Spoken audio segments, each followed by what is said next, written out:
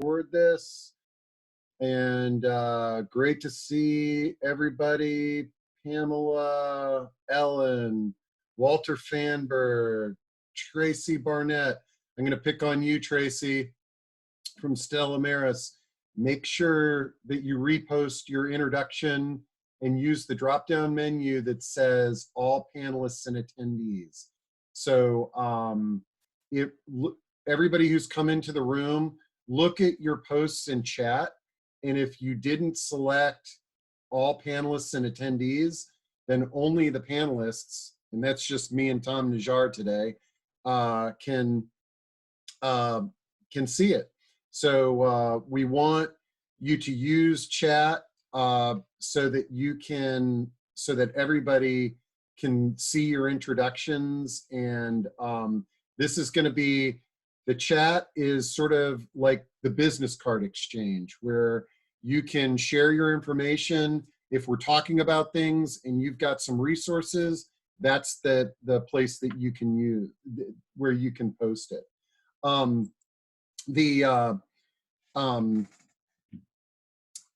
We're going to get into a discussion, and you guys are so important in these marketing discussions, sharing your ideas, asking questions. That's going to drive the presentation. So the ways that we can engage is there below your face there on Zoom. There is a Q&A box. You can type in specific questions in that Q&A box. It's hard for me to keep track of all the conversations going on in chat. So if you got something specific that you want to add throughout the day, use Q&A. If you can also ask a question by raising your hand, and there's a button down below your picture there where you can raise your hand. And let's see, it looks like everybody, Mary Ellen Wilson, with Visiting Angels, make sure you repost and use the drop-down menu that says all panelists and attendees. I'll try to remind you guys of that. The good news is that I copy the chat and I send it to you after the meeting. And that brings up another point that I want to make. I've had a couple of emails from attendees in this last month that we've been doing these webinars, and they'll comment that chat is overwhelming. It distracts me from the presentation, whatever it is. The way you can turn off chat is by clicking the chat window, and that will shut it down. So you can introduce yourself, and then you can click chat, and hopefully all you're going to see is the screen. And then you can always go back to, oh wow, if I comment on something that's going on in chat, you can always go back in there if you want to make a comment. All right, let's get started. Let me share my screen, and I got to tell you guys, these, been doing a lot of webinars, but these marketing webinars are my favorite, and I'm really excited at the comments and the feedback that we've been getting, and blown away at how many of you guys contacted me this last week when I shared at the end that I'm open to brainstorming and helping you with projects, doing consulting, things like that. Some great, very cool conversations, and really psyched to keep that going. Okay, so let's get into today. And for those of you who've been on our last two calls, you will notice that I always start out with this, just in case we have new people, but just to kind of set the table for what we refer to as the senior living industry. And in general, most of us fall into one or more of these buckets: the housing bucket, the aging in place bucket, and then the resources. You know, housing is obvious: assisted living, memory care, life plan communities. aging in place, home care agencies, universal design, transportation, villages, resources, aging life care managers, senior move managers, government agencies, nonprofits, things of that nature. Okay, so today we are going to talk about knowing our customers. Okay, and you may not call them customers, you may call them members, residents, constituents, whatever. The most important thing for us to have meaningful conversations about marketing and outreach moving forward, if we don't know who our customers are and our referral sources are, then we are lost, and we're going to spend more money. We're not going to be on point with our messaging, and we're going to have a whole variety of challenges. And so today I'm going to walk you through a platform that helps you better, gives you some ideas on how you can really drill down and define the market that you are out there looking to communicate with. And I forgot that I did a little poll here. Let me share the results of this poll.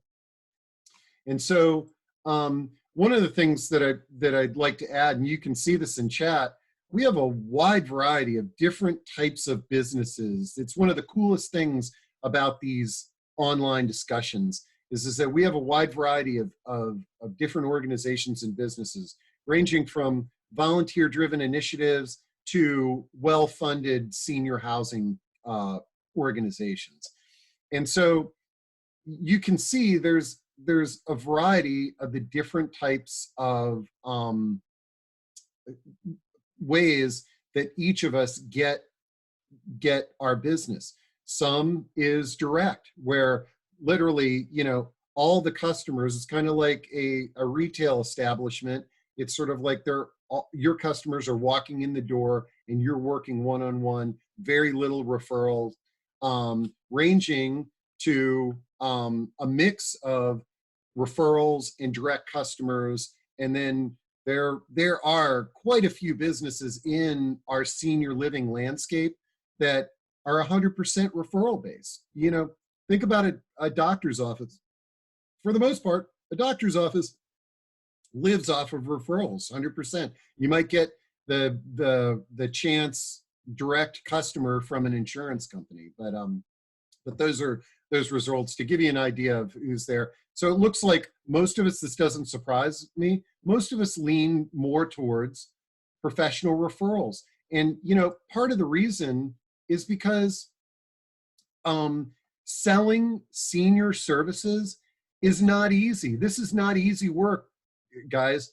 People don't want to buy what we're selling because it means that they're old and they're less independent for the most part, for most of what we're selling. Okay, so let me kind of jump into these slides, and again, hit me with questions and throughout. So if I say something on one of these slides, and you got a question, I'll put it in the Q&A, or raise your hand, and I'll try to address it so we can make this interactive throughout the day. So the first thing, why do we have to know our customers and referral sources? These two principles right here are a big part of it, is that we need to know who your customers are because we want to go out there and get more just like them. And if we don't know who they are, that's going to make it a lot more difficult to achieve. And so by knowing who your customers are, we can apply the birds of a feather philosophy, is that we know who these folks are, we're just going to go get more like them. And then the low-hanging fruit, the more that we know about your customers, your residents, your members, the more opportunities. If you've got 3 customers that all are a member of a specific church, it makes a lot of sense to do some outreach to that church. And I got to tell you, a lot of that could be just volunteering at the church and helping out. or it could be, you know, advertising in a very affordable church newsletter. And nowadays, most churches are doing webinars like this. There might be some sponsorship opportunities with a church that you've got strong tie, your customers have strong ties to. I'm just brainstorming here, but I'm trying to illustrate the birds of a feather and the low-hanging fruit are key. So then let's talk about marketing in general. What we want to do is, armed with information on who your customers are, we want to get creative. We want to stand out from the crowd. So if you're driving down a street and you see these two ladies at the left standing at a bus stop, you know, they're ordinary. Okay, that's a bus stop. But if you drive by this bus stop and you see this woman on the right with her legs stretched up about her head, that's what I call good marketing. She is standing out from the crowd. And when we understand who our customers are, we can apply tools to enable you to stand out from the crowd in your targeted customer's mind. All right. So again, 3 more buckets here, and this is what we're going to drill down and talk about today. We are going to talk about ways that you can best define who your clients are, who your referral sources are, and who you refer to. So I'm going to jump into the your clients bucket, and I'm going to speak briefly about that. And then I'm really pleased to have Tom Najjar from Care Plus as a panelist today. And Tom's going to help me sort of talk about ways and techniques and how important understanding your referral sources are. And then what I'm hoping is we can drive the discussion today based on your all's questions, comments, ideas, and sharing. Okay? So first off, your clients. So and actually I'm going to jump to the next slide and tell you how I stumbled into this platform, which I have shared with hundreds and hundreds of senior living providers over the last, I think, 22 years, because I stumbled into this around 1997 and 1998 at this retirement community that no longer exists that you see on the screen. There is a community for you old timers out there that was in Marshall, Virginia. It's called Marshall Manor. It was this huge assisted living memory care community out in, it says in their ad, they're 30 minutes from Northern Virginia. I think it's closer to an hour from downtown DC. But the long and the short is, this was a very large assisted living community that needed some renovation help, and it had a revolving door of marketing and sales professionals that were coming in and out. And I think part of the reason was the owner's expectation of this place being full didn't necessarily match the marketplace. But I had been out there several times to kind of meet with the marketing team, and I received another call, and this was probably right around 1998. And this time there was 2 ladies on the speakerphone, and this owner had hired 2 women who were former realtors, or they may have still been practicing realtors, but they were going to be the new marketing team to fill this place up. And the occupancy was probably around 50%. And I came out there, and just like true realtors, they were basically complaining about the fact that the building didn't look as nice as it could. It didn't match up to their competition. And they felt that the solution was, investing in the building. If we made it better, we could get more residents. And I explained to them, I said, look, I know the owner of this property. He's not going to put any money into this. So we either got to figure out how we're going to fill this place up the way it is, or maybe I can help you guys find a new job. And so what I asked these two new marketing directors to do, I said, why don't you just give me your tour? Let me kind of hear your rap on how you sell this property. And as we walk through the community, naturally, again, they were realtors. They were selling the real estate, and they weren't really selling the most unique thing about this property, the residents. And even though there wasn't many residents, the ones that were there were pretty darn happy. And so at one point in this tour, I said to them, tell me a little bit about this woman. I pointed to one of the residents, and they could tell me what she does during the day at the community, but they really couldn't tell me about her rich life history. And they couldn't tell me what her occupation was. They couldn't tell me where she lived before she moved there, or how many grandkids she had. And so when we went back to the office, I sort of sketched out a bunch of questions that they should be asking the director of nursing, the activities director, and then most importantly, going door to door and just asking each of the residents to get a baseline on who is living in the community. And let me go back to here. And so I'm giving you this example because what ended up happening was these two ladies, with the help of the activities director and the director of nursing, they essentially went door to door, and they created a notebook that told them the who, what, when, where, how of the women. It was primarily women that lived in this building. And so now, and so the beauty of this is that when somebody would call in and say, I'm interested in assisted living for my mom, they would ask the same exact questions about her mom that they asked all the residents.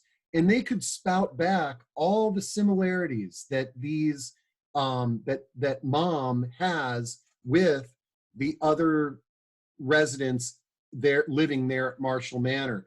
And what made me feel so good and knew that we were on target here with this was that when they called me a few weeks later and they said, we felt like we needed to always tour people, give people tours of the community, but we basically just got a contract signed without a tour simply because we were able to tell the family that called that one of the ladies that goes to the same church as their mom was living there. That gave them enough confidence that mom and mom confidence too. Once she heard that Cindy was living there at Marshall Manor, mom was ready to move in.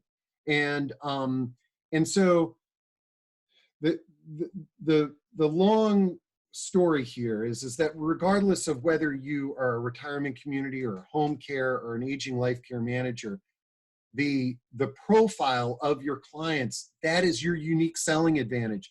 Nobody else has that profile. So you could build the most beautiful assisted living community in the world, you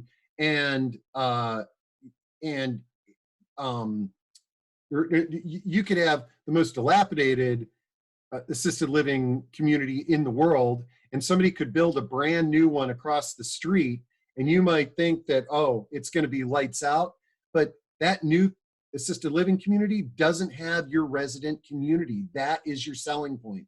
It's who lives in the walls and who you're serving is what you're going to use as your selling point, as opposed to the walls and the real estate.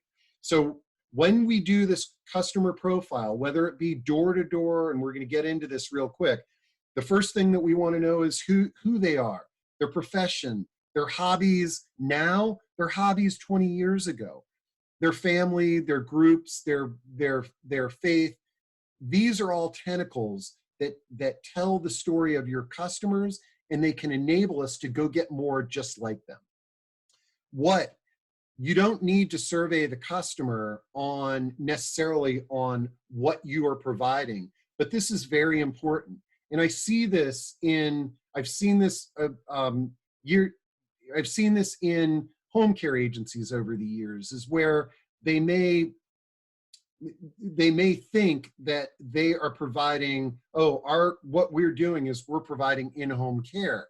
But when you look at their client profile, maybe 30% of those clients have Parkinson's disease. So it enables you to discover these niches where you can focus, and number one, you've proven that you're providing good services there, but you can also give potential customers the confidence that you can provide exceptional service because you're already doing it to people just like them. When you need to know when people call you. Oftentimes we are out there chasing this elusive senior living planner, the person that is kind of mapping out this roadmap that they're going to utilize us in the future, when many times we are all sort of helping people put out fires, which is a good thing, okay? And this can help us in our messaging, where this is very important. If you were on the call last week where we talked about digital marketing and programmatic and all of that stuff, is knowing specifically where your customers are is super important. And through digital marketing channels, we can target it right down to a neighborhood if needed. And so again, you know, what I urge people to do is to sort of map it out. And with Google Maps, you can put your customers' addresses, import them in, and you can look at a map at where everybody you are serving lives. And again, that can give future customers confidence that I'm providing, you know, care to 3 other families in McLean. We know that neighborhood. Or you can go out there and get more clients that are in the McLean that meet your profile. And how did they connect with you? This is, when we're talking about referrals, this is super important. But when we're talking about direct customers, it's equally important, is sort of knowing where they came in to you so that we can go out there and get more. Okay, all right. So these are the questions that we want to answer for our current and our past customer base, okay? I already did that slide, told you about this. So now let's talk about how we do this. And then we're gonna move in to referral sources. I'm gonna bring Tom Najjar on, and then let's have an open discussion on this topic. Okay, so I gave you those questions that you wanna ask, all right? So now how are we gonna go do this? For some of us, we could, like if you're in a senior living community, this is super easy. You can just knock on doors, or now you can't necessarily do that. You might just call up your residents. The thing I like about this right now in COVID-19 is that we should be talking to our customers, our residents, our members on a regular basis to begin with. It's great. This is a great opportunity to check in with them because we know where they are. If this was 6 months ago, you know, your customers would be out and about enjoying life and you'd have to schedule an appointment. We know we can get them. And so we can have that, hey, Mr. Smith, I'm just calling to check in, and let's have a conversation. This doesn't need to be sort of I'm going to ask you these 10 questions. It can be, I'm going to ask you these 10 questions, but this can be a conversation. The important thing is how we record this conversation, because when we have that conversation with Mr. Smith, and we want to be able to go back and record the answers to that question in a platform so that when a potential customer comes to us, we can easily bring it up and rattle back the stats on our clients. And let's see, I see Pamela Sislin has raised her hand. Pamela, I'm going to get to you in just 1 second there. Oh, she stopped raising her hand. Okay, I'm going to keep going here. Okay, so for example, like the photo that I have on the screen, we can, you can have this one-on-one interview, okay, but then you're going to want to record that somewhere. Now, I put SurveyMonkey down. Google Forms is a great solution too. SurveyMonkey sometimes costs money, but even if you have a conversation with Mr. Smith on the phone or in person, you want to be able to record the key questions that you want answered. What was his profession? What are his interests? What church was he? Is he a member of a faith-based organization, a trade association? What country club does he go to? Getting that information in a systematic platform. One way to do that is to use SurveyMonkey or Google Forms. So the cool thing about this is you could email out to all of your customers, hey, if you wouldn't mind taking some time, fill out this form, and this can help us better serve you. And if you do it, we'll give you a gift card or something like that. But you could do your one-on-one conversation, and then you go back to your office and you record it in there in that platform. So you've got all of your customer data in one place that you can study it. You can go through historical files. A lot of this stuff is, and I think Tom Najjar is going to bring this up when he comes on here momentarily, is that you can just go through your filing cabinet and start looking through your old customer intake forms and files. And if you need to fill in any blanks, you give them a call on the phone and get some answers. I'm a big fan of spreadsheets because no matter what, when you put something in a spreadsheet, you can transfer it into other platforms. Notebooks are great. The other thing is, what I'm talking about is getting to know your customers. This is a great activity for other people to do. So, like I mentioned, we enlisted at Marshall Manor the activities director. This was a great conversation and great activity for her. Is, she'd get 5 or 6 residents together and she'd ask them all the same questions and they'd have a chat about it. But many times in many communities, a very ambitious resident has gone out and interviewed all the people that live there and put together their life stories. And guess what? It's this neat little book that sits in the library, and every now and then somebody refers to it. That neat little book is a marketing gold mine, okay? And if you've got a resident or a volunteer, or you're looking for a community project and somebody wants to get out there and systematically interview your customers or your clients, it's a fantastic opportunity to engage the clients. Okay, so on the right-hand side of the screen, last week, we talked a little bit about CRM systems.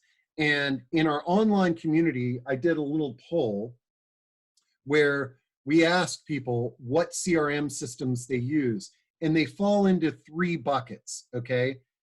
Now, CRM is Customer Relationships Manager. So it's important when we're talking about marketing is that if you don't have a handle on your leads and prospects, you're losing money. Things are going to drop between the cracks, and you're minimizing the opportunity to build deep relationships with potential clients and your future and your referral sources.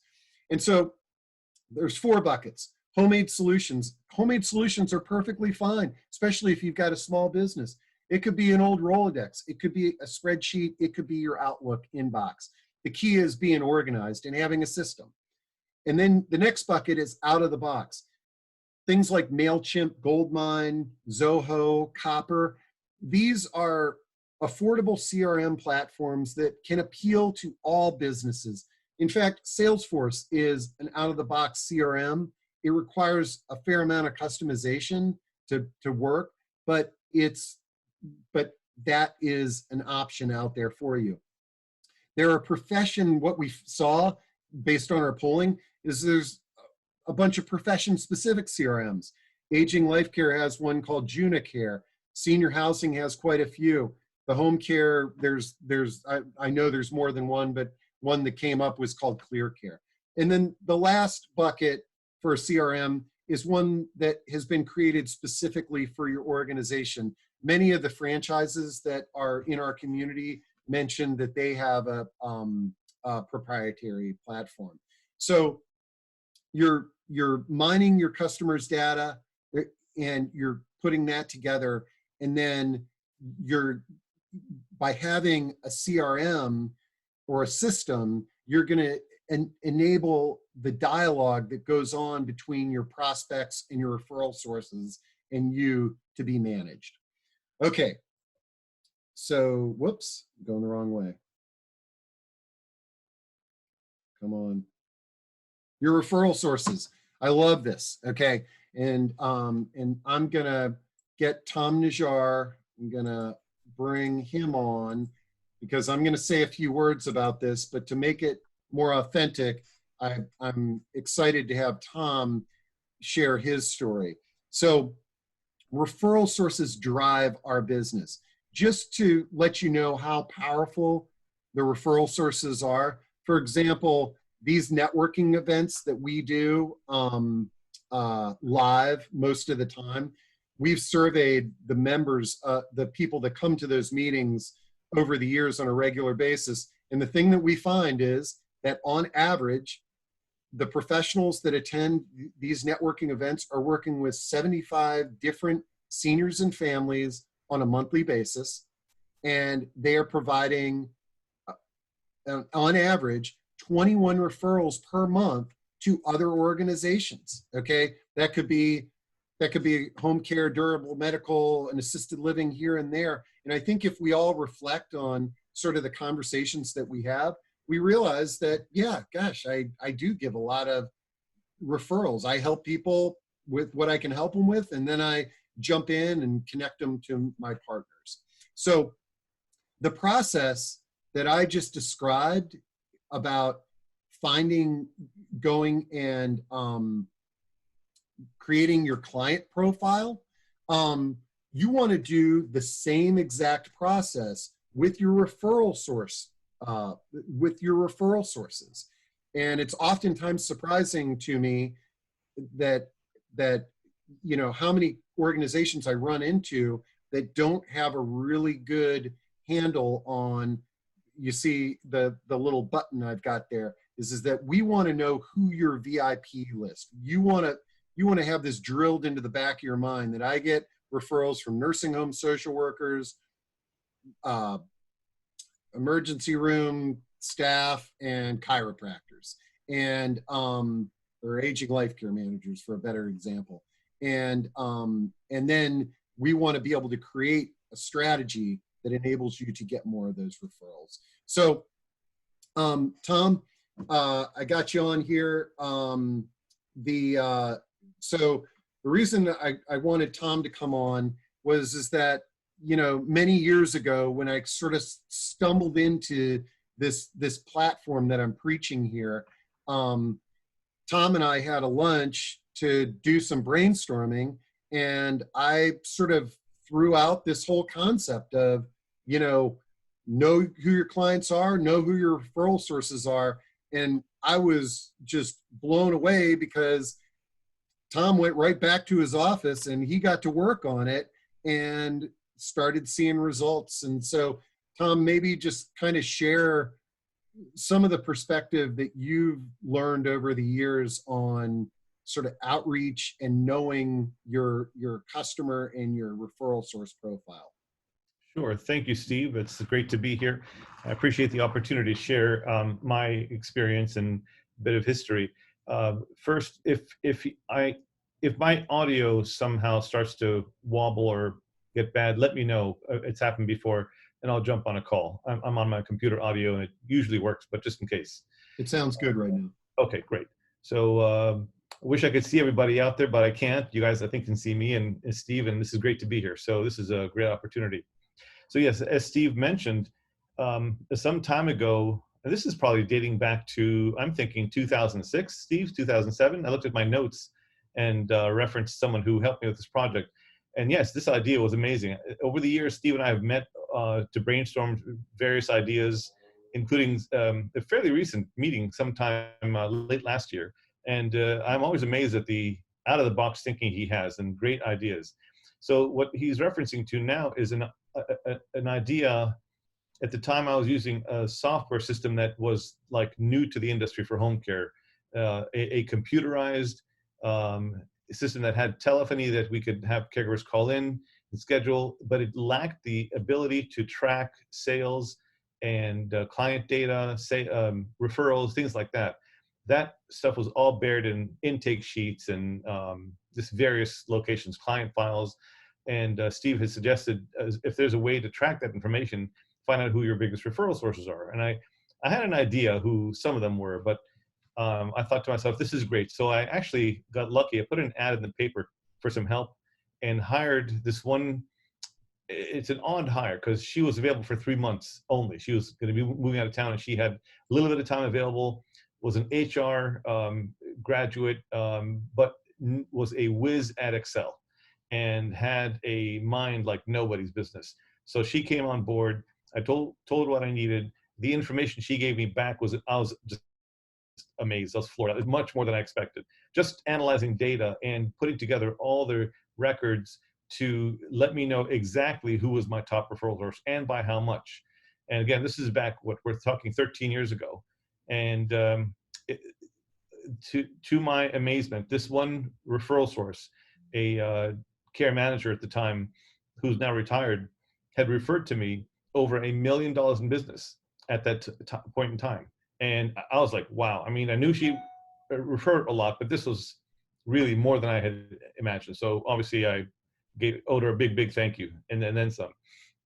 So the exercise allowed me to really see where my business was coming from, where to focus my efforts, and maybe where to make some strategy changes in my approach and look to see where we would do better in getting our referrals and providing our services.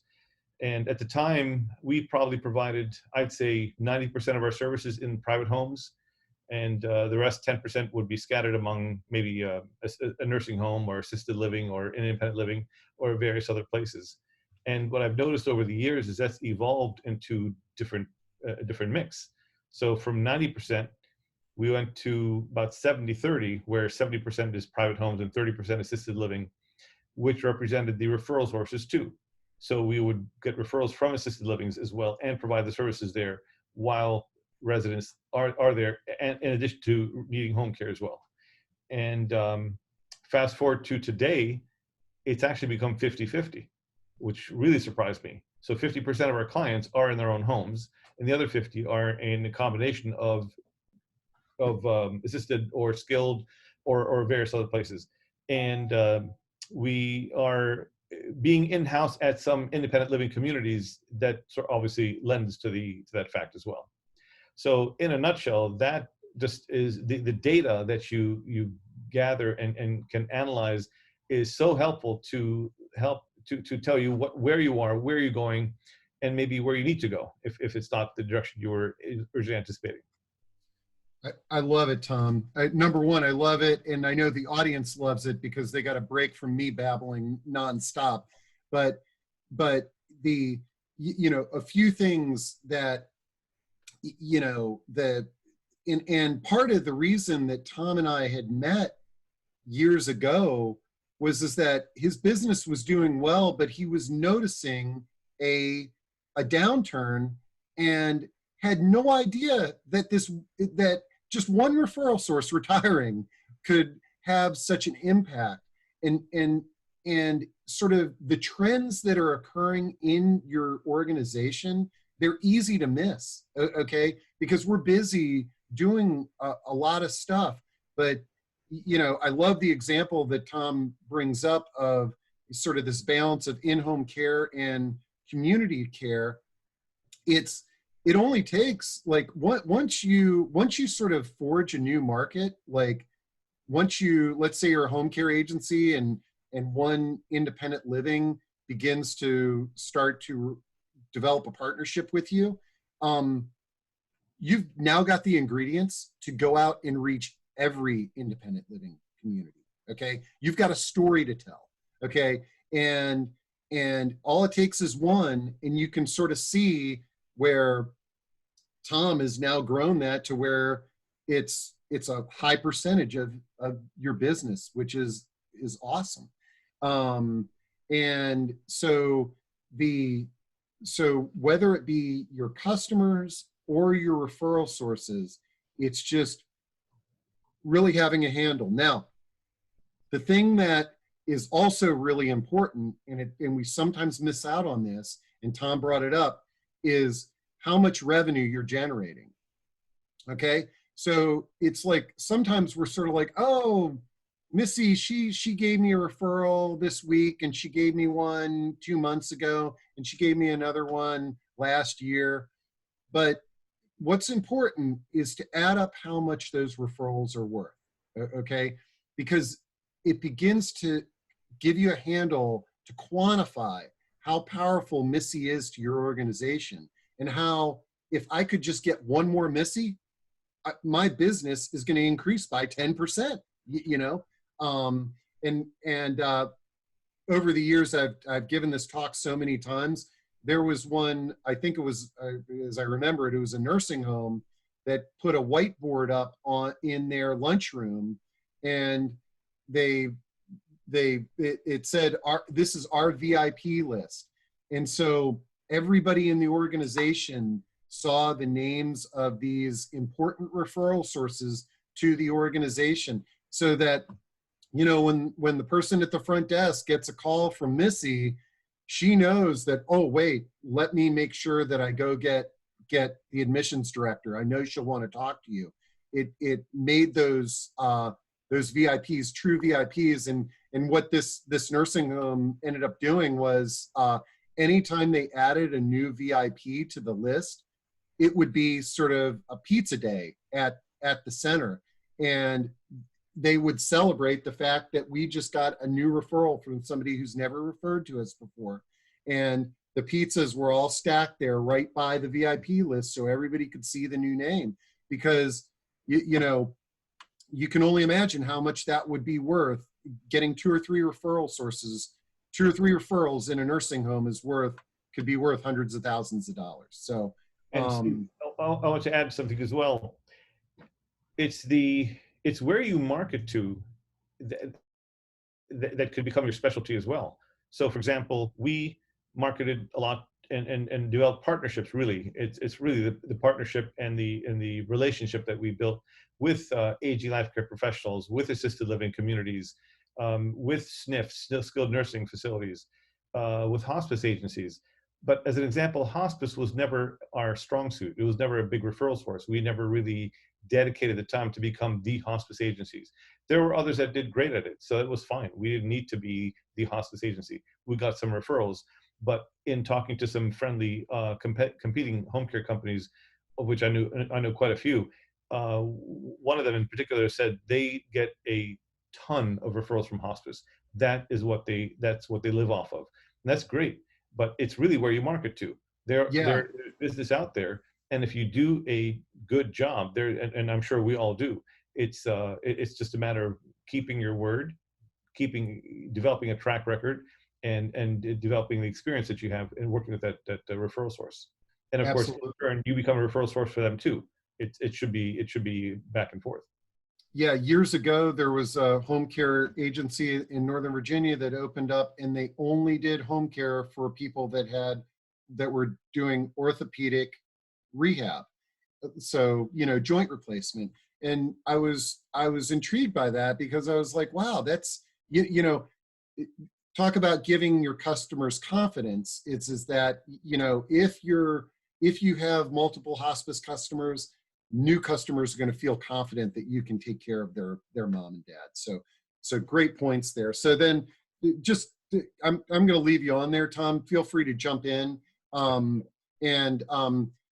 I see Jay Newton Small has raised her hand. I'm glad she's on this webinar, because I'm going to really give her a shout out, because her company can be a solution to what I'm talking about here. But but let me just go to my next slide, which is who you refer to.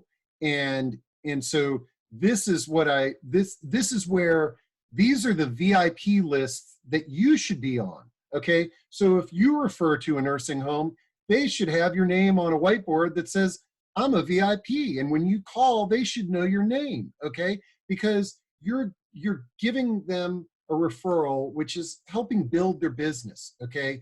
And in our business, there's referral fees are not as important as when we give a referral that somebody is taking care of our client and that I'm developing a relationship with that other provider. But here's just a couple of things to be thinking about. Number one, don't be afraid to turn down business that you can't or don't want to serve. Taking a client on that you know might be kind of challenging to you is, just because they called you, it might be better to sort of say, I've got a partner that might be able to better serve you. And, if you want to work with me, that's great. But, based on our client profile, I think this might be better for you to go over here. So now you're handing this diamond to one of your partners, and you can nurture that relationship to get something out of it that might be another client, or it might be some connections or another benefit. Another important thing is that a lot of times, we'll be like, hey, give Tom a call. He'll take care of you. What's a better strategy is to say, listen, I'm gonna call my friend Tom, and I'm gonna set up an introduction. Is that keep yourself connected to that referral so that you can leverage it for other opportunities. And also, if you pass the baton and the person you pass it to, if they drop the ball, they're not losing anything because they didn't have the relationship. You're the one who loses. It pays for you to be connected and make sure that when you refer somebody that they're being well taken care of. Look at other services that your clients need that they're buying and connect yourself to the referral. Great example is a retirement community in Fairfax County. Their residents were on a daily basis going to the strip shopping mall that had about 35 vendors there. They were spending a lot of money at these various vendors at this little shopping mall that was just down the street. And we started doing some brainstorming, and then marketing went out and introduced themselves to all of those owners and managers and shopkeepers, and let them know that, hey, look, our residents are coming over here. What can you do, to enhance the services? How can we work together? And at the end of the day, she got countercards on nearly every one of those retailers promoting the retirement community, but more importantly, the experience for her residents when they would go to these dry cleaners and vendors and things like that was now white glove and top notch. And then lastly, I see a lot of referral relationships going south because I give Cindy a referral and she didn't give me one back. So I'm just going to go refer to this other organization because I want return referrals. Sometimes your partners don't have the capacity to refer back to you. So it's important to always have a wish list out there of other things that could be beneficial. And having deep dialogues with your referrals partners in terms of understanding who their customers are, who their referral sources are. These are some great opportunities for partnerships. The one example that I always bring up was this home assisted living and a home medical equipment company were talking about ways they could work together. And this assisted living, she loved getting those customized water bottles with her logo on it.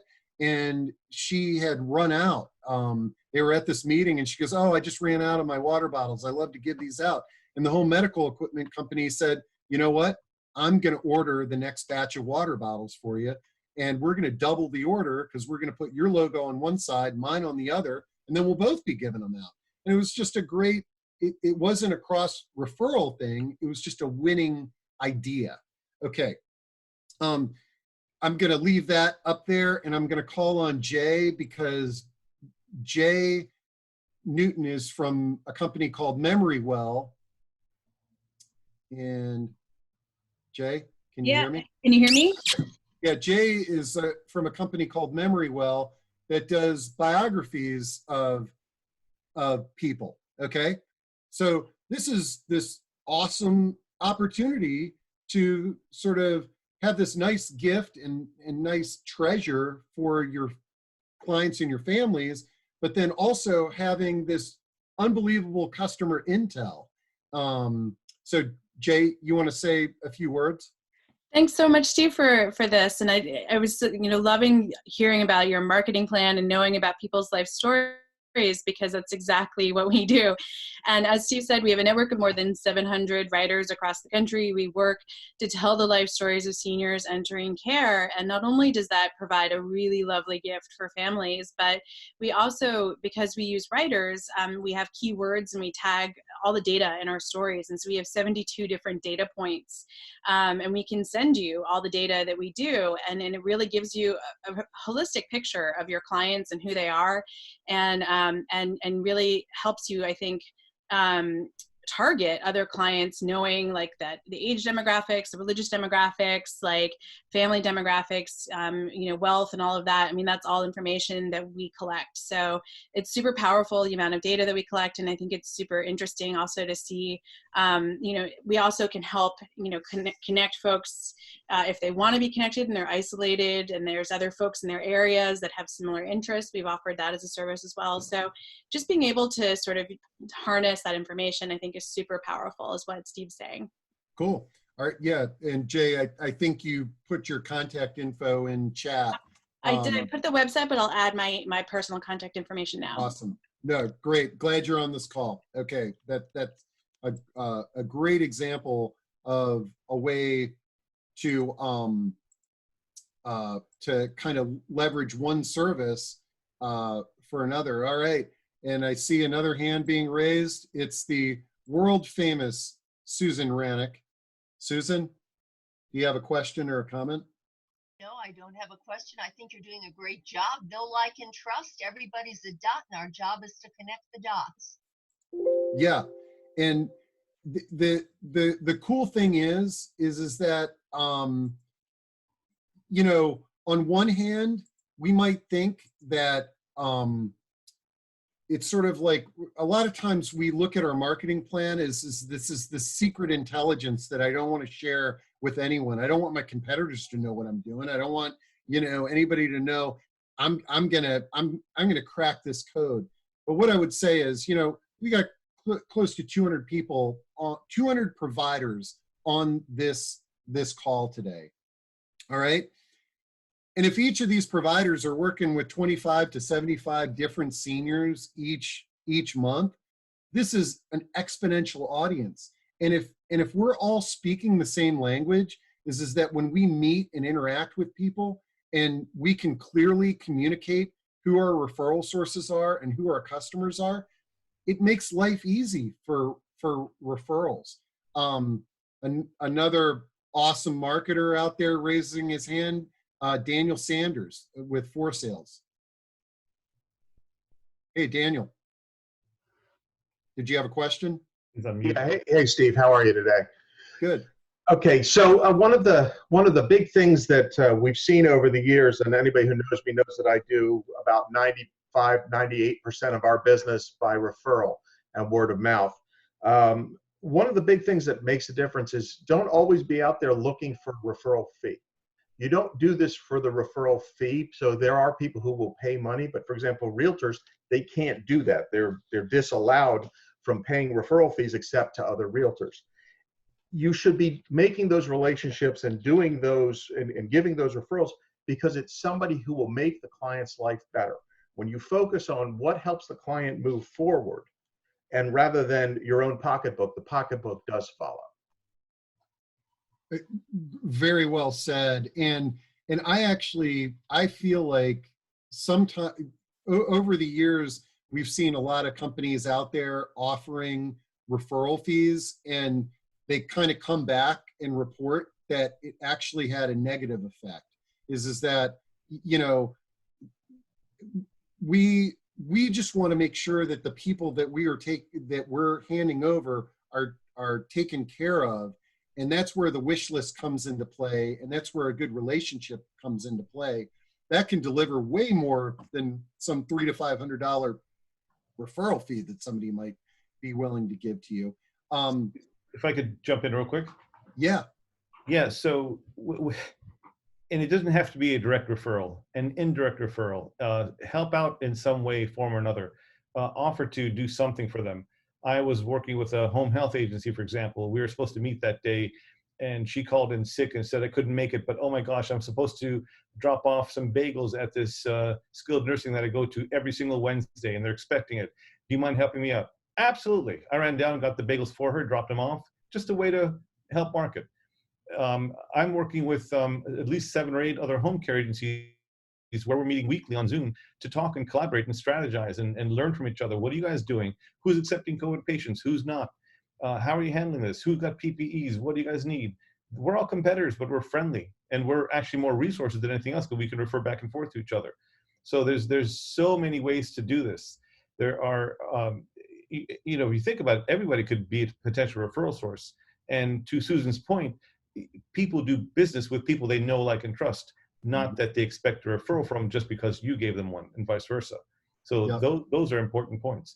And one thing I learned a long time ago, you know, you take someone out to lunch and you treat them to a nice lunch and you chat and learn about each other. And at the time in my novice days, I thought, that's a pretty big deal to me, right? I should expect to have a referral as a result. Well, I learned quickly that that's not the case. You need to build a relationship that happens over more than one lunch, right? Over time, several get-togethers, several years of knowing each other.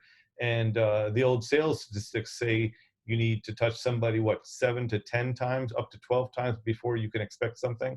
And most people give up after 4. So that's a big misconception. Now, you know, part of these webinars is us as a community reinventing how we are going to make these connections when we can't go out to lunch like we used to. And, you know, these types of calls and checking in and bringing bagels and pizzas by can help. Okay, let's see. I got 2 people, Patricia and Mark, have raised their hand.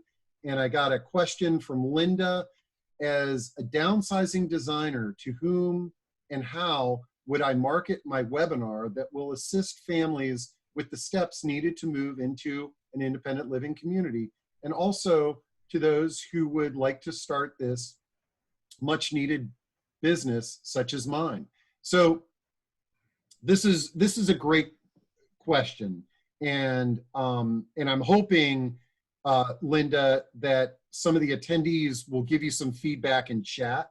But one thing that I want to kind of focus on here is understanding your customers and then driving all of our activities based on that customer profile and this sales funnel that I've got up on the screen. So for example, the first part of this is saying, who would market my webinar on choosing an independent living community? Okay, so that is lead generation, more than likely. It's lead generation and lead nurture. If you've got some people on your list, or if there's people on a waiting list for an independent living community, you know, they should love to go to a webinar on downsizing and design. Now, where, you know, off the top of my head, looking at your client profile geographically, where your client's coming from, Linda, identifying the senior living communities that are in that geographic area and doing some outreach to them about co-hosting a webinar on making the move to a senior living community. I'm just throwing out some brainstorming thoughts on that idea right there. But guys in chat, hit us up with other ideas. Patricia, you have a question or comment? Well, I just wanted to say once again, you've brought to light so many great ideas. I was at the beginning of this on a one-to-one with our Assisting Hands corporate coach in inside sales, and I'm going to connect you guys up. But that's basically what I love about working with this particular group of folks is so many strategic alliances are formed, and I don't really push the word referral so much as I would more like to just know exactly what they're doing, get their story, and then figure out a way that I can make something happen for them. It does, like you said, Tom said, drop off the bagels. I mean, whatever it might be, they may not need that. I may not be able to give them a one-to-one classic referral, but I might be able to give them an opportunity to partner with us on a book event or help us out with, I saw somebody sharing a mask order place. I mean, I think that's where we all gain so much more. It's a kindness factor. And as my dear friend Lauren Kingsland, who's been in the arts and healing world as long as I have, a long, long time, it's about slow listening. And if nothing else, Zoom webinars are all about slow listening. So everybody take a break, get your lunch and whatever, and just listen to what your colleagues are saying with authenticity. I love it. Great, very well said, Patricia. And I'm gonna call on Mark, and but Mark, before you start talking, Tom and Patricia both reminded me of this great referral story that I want to make sure that I share with you guys. I did a panel many years ago with hospital case managers. These are the rock stars. These are the people that we all want to get connected with. And somebody in the audience was saying, you're made a question about referrals. And she had a great suggestion. She said, look, all you guys are coming to me. You come to our office, you're bringing bagels and donuts. She goes, she rubbed her belly. She says, does it look like I need bagels and donuts? She goes, I need you guys to help me solve difficult problems. And what she said was, she goes, the problem that I have a lot of times is I've got somebody that doesn't have any money. It's a Friday afternoon, and I got to discharge them from the hospital, and they don't even have cab fare. And she's like, if there was a provider that might help me solve this problem, then now that will help me way more than buying me bagels and donuts. And then I'm a much more active listener for your marketing ideas. She also had another really great suggestion. She said, I can't necessarily tell people to call you. I have to give a list of folks. But if you encourage your clients who have come from our hospital to call me and tell me how their experience is after they went to your assisted living or your home care agency, anecdotally, I could share that story with somebody. It's sort of like I received a call from somebody that went to this assisted living and they like it. Food for thought. Okay, Mark, sorry about that. No worries. Hi, everybody. It's Mark Ash with Right at Home. Hope everyone's having a great day. So many people on the call have already said this, but I'll say it in kind of a different way.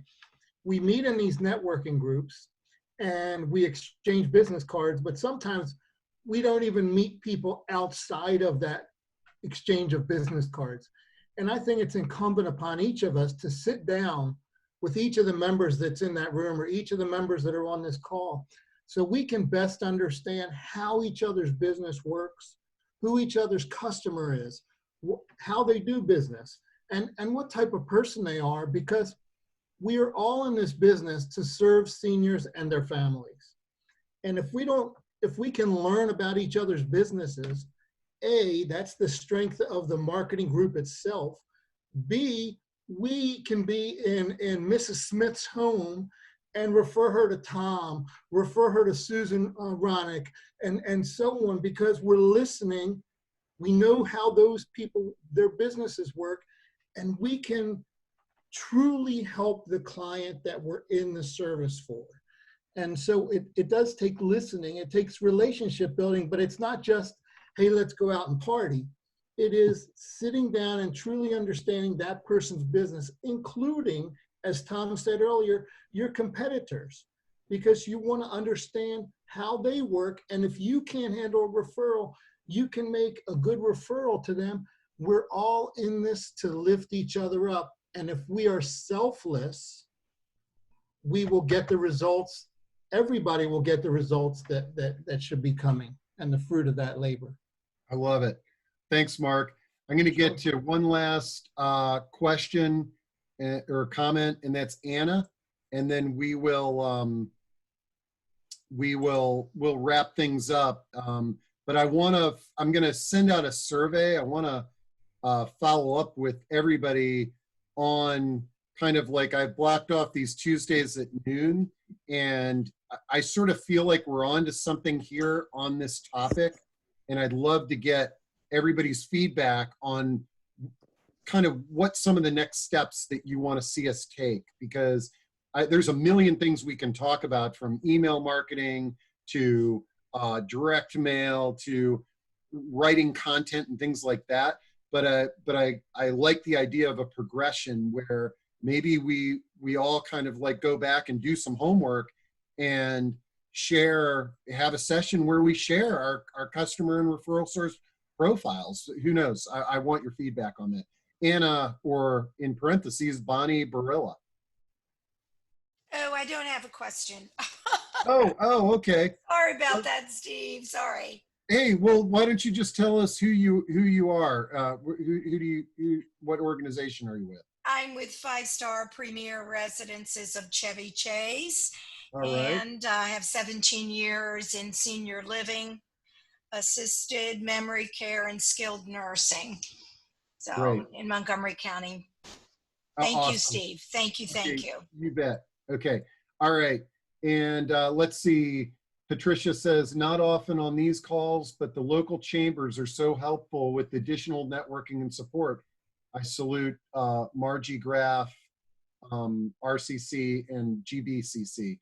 So and again, guys, chamber events, what's the other one? Those lead sharing events and things, membership in chambers, membership of lead sharing groups. If you don't have a good handle on the geographic region that your clients are coming from, oftentimes we can waste money on these memberships. And over the years, I've had a lot of clients that joined, 5 or 6 chambers, but they weren't really in their target geographic area. My advice is chambers are awesome, especially if you really know that you are focusing on a specific geographic area. That's no better way to get to know the business community and referral community there. Hey, Steve. Okay. Yeah. If I might chime in, one last comment, if you could humor me. I just wanted to share one time, several years ago, I got, I guess what I considered at the time, a backhanded compliment from a client who told me, well, I know you didn't get into this business to get rich. And I'm thinking, that's probably a correct statement, but that's, why would one say that, right? Because it can be a thankless business. And in hearing Mark and some of the other people speak and talk about what it takes to do well in this business, it's not going after the referral, going after the money. It's really about the relationships, wanting to do well. We're all passionate about this, and it takes that passion and the relationships and the goodwill and the trust to really develop it and to do what we do. This is why we're here. We're not in this to get rich, if you will. Yeah. Some of us have been, but that's not the main motivator, right? Yeah. And one thing that I tell people is that senior fraud is a huge thing. Fraud against seniors is a huge thing. But I'm 95% confident that nobody that comes to our meetings is committing senior fraud. The people that are committing senior fraud, they stay away from this group because they know they'll be uncovered. Carolyn, I'm going to wrap things up, but Carolyn Wayner has a great comment, and I totally agree on this, and this might be a good one for next week or the week after. Might we explore how to overcome the concept of, I'm not ready for that yet? Aging denial is so huge. I love that idea, Carolyn, for a topic for one of our marketing masterminds discussions. And so I'm going to get to work on that one right away. So in closing, let me just kind of share with you guys the ways we can continue to follow up.